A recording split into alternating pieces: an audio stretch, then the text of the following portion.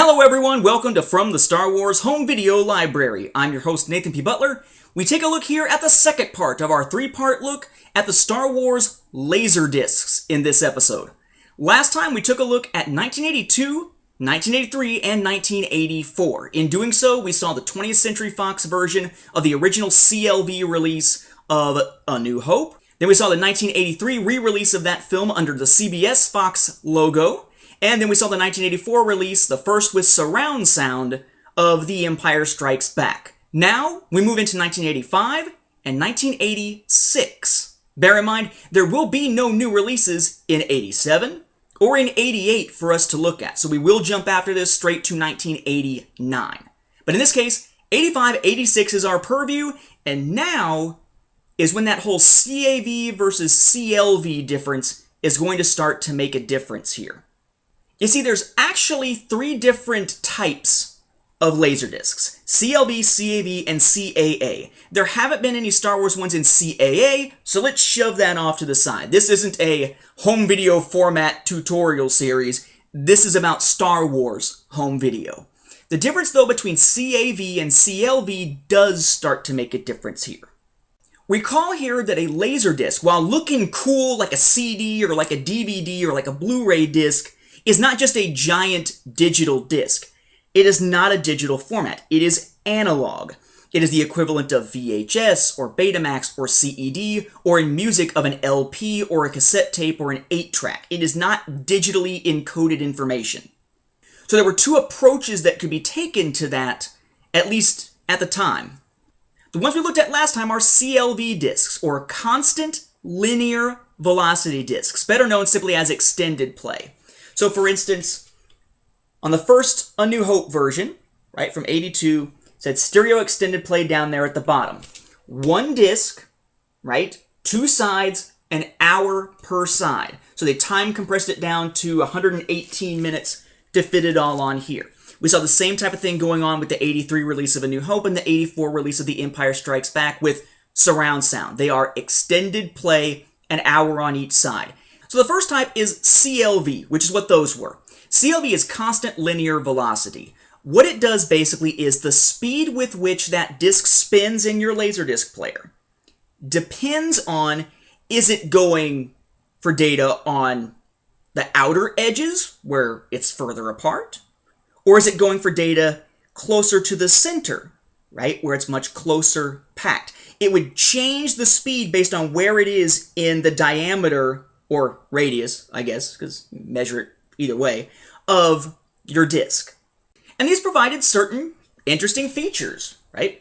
This video disc is extended play. In this format, it can offer chapter search, scan, pause, and dual channel sound depending on the recorded contents. Use that info right there on the back of the disc where it tells you what type that it is. Now, by varying it that way, that's what allowed it to be able to fit an hour's worth of content on either side. The alternative to this is what we start seeing in 1985. And we don't see it much with Star Wars. There's really only two releases that are like this. And that is CAV, constant angular velocity, rather than linear velocity. In this case, the disc always spins at the exact same rate. There is no variance based on, is it looking for data near the edge or near the center. It is always constant. What this gives you is an even sharper picture than CLV, at least by a little bit. It also lets you have more features. We're going to see this one here in a second, but checking out the features down at the bottom here, it says, this video disc is standard play. That's what you call CAV. CLV is extended play. CAV is standard play.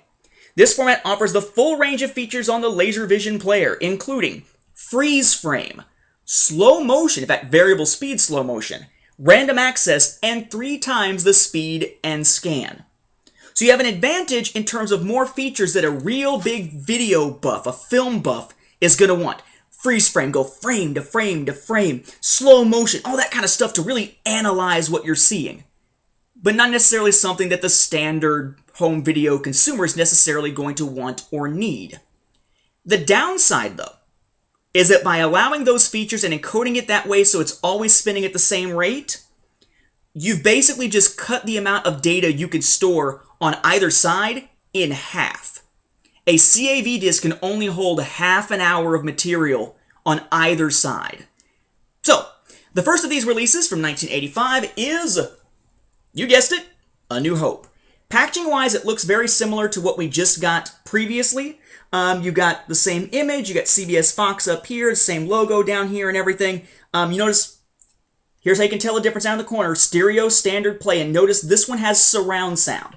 Whereas the 84 release, the first release of The Empire Strikes Back, had surround sound. The previous releases of A New Hope did not. This is the first with surround sound for A New Hope. And your back information, same thing, still time compressed down to 118 minutes. When we look inside though, what do we have? It's even worse than you imagined. Not 2 discs, but even time compressed, 3 for A New Hope here. We have a disc that is basically sides 1 and 2, sides 3 and 4, and side 5 with nothing on the back side of that. 3 discs for one movie, which means you are changing it. You put it in, change it after about half an hour to side 2. About another half an hour, you take that disc out, put the other one in. About another half an hour, flip that one over. About another half an hour, take that out, put the last one in. And then finally, after about a half an hour, it's over. You're constantly switching discs. For a lot of people, that inconvenience was not worth it for the slightly better picture quality and the features they probably wouldn't use. Of course, it also makes it a little bit thicker when you put it into your collection, of course, right? Where you get your label on the side, just like on the other ones we haven't looked at, but you barely see it because it's so thin. And they're significantly heavier because it's 3 discs instead of 1. The Empire Strikes Back also got a release in 1985 in that format. Again, in this case, it says surround sound, but again, surround sound was the case on the 84 release also. No big difference here on the cover, except it says standard play instead of extended. Same thing with the back like the other one, except, of course, for the information about the different features. This one time compressed down to 120 minutes, and yep, here we are again. 3 different discs with 5 different sides of content to be able to watch The Empire Strikes Back. And once again, it's not triple the price. It's not like you're paying $30 for each disc. It's not $90, but it's $65. It is slightly more than double the price of a $30 extended play version at the time. These were for the hardcore film buffs really only. For everybody else, extended play CLV discs, they were perfectly fine, and they certainly sold in bigger numbers. You can sort of think of those two as an experiment, because that was it. After that, there were no more Star Wars standard play releases, which means you cannot get a full trilogy of the original trilogy in standard play format. There's no such thing for Return of the Jedi. By 1986, when Return of the Jedi hit home video, they'd kind of given up on that for Star Wars. Which brings us to 1986. Again, remember, there were 4 main competing formats at the time, as of this point in the 80s. In 86, we saw the first home video release of Return of the Jedi on a 2-disc CED. And remember, these are often time compressed, but not in this case. 132 minutes total spread across the 2 different CED discs that you have to flip over. We had the first VHS release, 1986. It's the one that'll get another re-release between now and 1990. And then your first Betamax release of essentially the same thing. Okay? None of those being time compressed in this case. Accompanying those, we have the first Return of the Jedi Laserdisc in CBS Fox. Okay? Stereo extended play just like the previous ones, but notice something also new with this. Digital sound. A Laserdisc is analog, not digital.